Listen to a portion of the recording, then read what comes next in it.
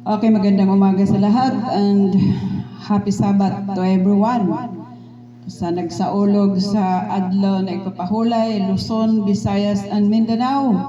Happy Sabbath sa inyong lahat, sa lahat ng mga mungkadistas, sa lahat ng mga back to Christ, lahat ng mga Seventh-day Adventist, basta nagsimba sa adlaw nga Sabado. Happy Sabbath to all of you.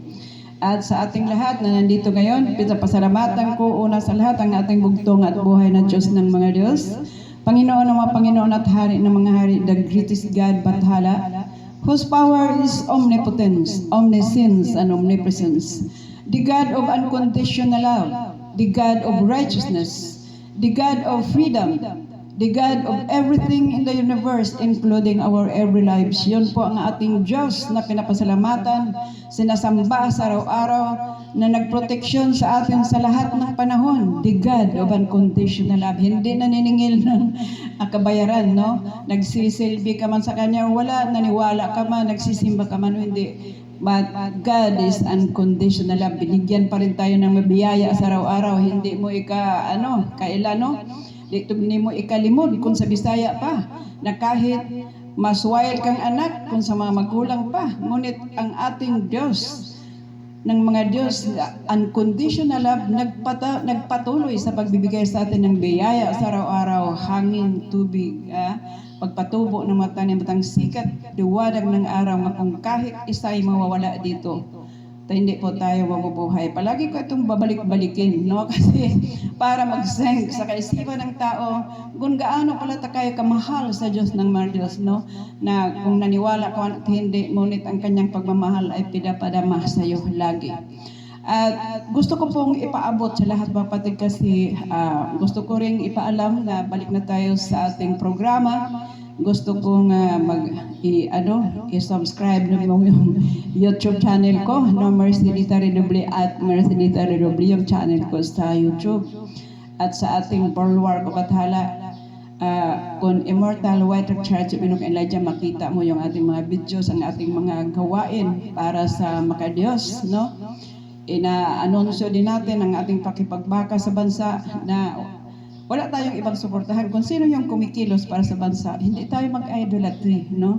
Kung sino yung kumikilos, yun po suportahan natin, no? Hindi tayo mag-idol ng tao kasi ang taong ina-idol mo, kung hindi mo magawa ng masama ka rin. Gaya sa mga Dutertards, no? Kaya grabe talaga nila ka-idol. So, hindi tayo ganun.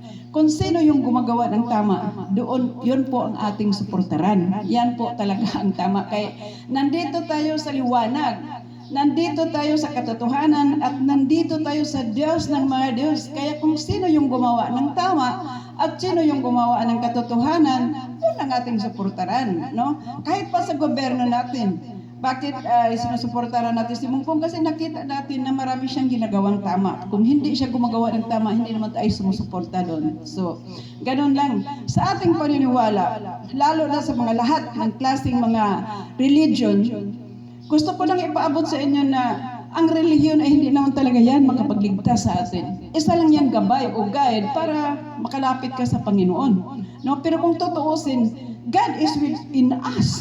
Nandyan sa'yo, nandyan sa akin. Di na kung kailangan talaga, kung alam mo lang. Kung alam mo lang, di na kailangan natin yung mga pastor, pare.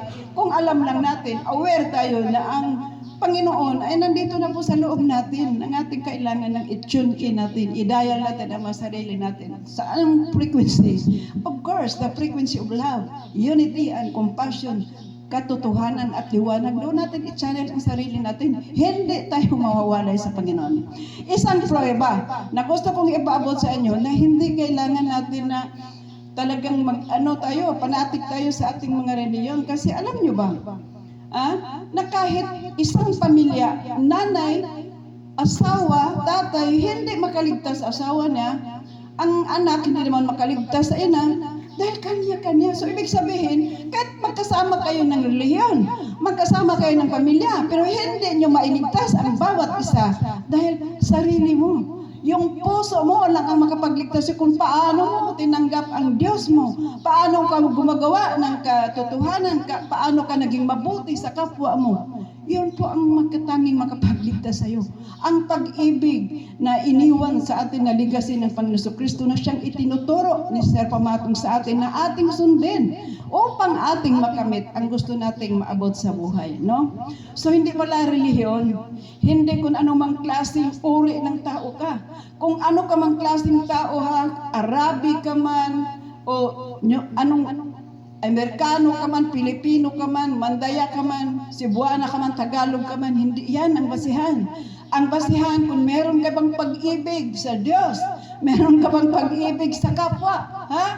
At ikaw ba'y hindi makasarili? Kasi hindi talaga pag makasarili ka, ay hindi talaga ka makadiyos. Kaya ang Diyos, lahat ng nilikha ng Diyos, wala tayong nakitang makasarili. Mula sa kakahayan, sa katubigan, sinabi ko na yan sa mga videos ko mga kapatid, na ang Diyos, lahat ng nilikha niya para sa lahat, para sa ikabubuti sa lahat, ang lahat na kinabang. So ibig sabihin, hindi selfish, hindi makasarili. So kung ang ating panampalataya ay makasarili, ay hindi yan tumutugma sa mga ginagawa ng Diyos sa ating na makita natin yung karagatan, lahat para sa lahat, yung mga isda, yung yamang dagat, yung gas, para lahat sa mga taong makinabang. Ang kahoy, yung mga bunga niya, yung silong mo, silong ka sa landong niya, hindi naman sinabi, huwag kang sumilong sa akin kasi hindi ka naniwala sa akin, hindi ganun. So ibig sabihin, lahat ng nilikha Diyos, mga river, karagatan, mga kakahuyan, hindi sila selfish para pangkalahatan, para sa lahat. So dapat yun ang ating matutunan, no? Tayo pa namang human, mga kapatid. Tayo pa naman yung pinakamataas na intelihente, no? Kung sa may kasabihan pa tayo yung pinaka-bright, ngunit tayo din yung pong selfish, no? Ginagawa lang natin yung ating pagsisikap sa araw-araw at ginagawa natin para lang sa sarili natin. Hindi natin iniisip kung ano yung makabuti sa Mother Nature, kung ano din yung ikabubuti sa pangkalahatan dahil komunidad tayo, no? So tama lang talagang sumama din kami ni Isis na lima paminsan sa aming paglilinis sa komunidad kasi kailangan din palang gawin yan para tayo ay makapagserve sa kalikasan. So kaya nga gustong-gusto ko na magwalis kahit 2 beses sa isang buwan para makapagsilbi naman tayo sa kalikasan na talagang yan nga ang kasabihan ko. Lahat ng tao may relihiyon.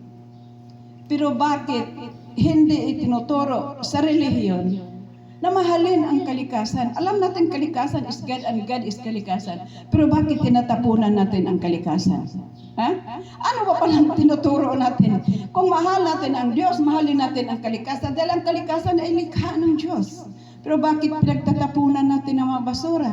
Bakit pinupulyot natin yung mga tubigan? Pinagtatapunan natin yung dagat ng lahat ng mga establishmentong, mga malaking establishment. Doon talaga papunta sa dagat yung malaking doon, ha? Yung mga ibinuga doon sa dagat.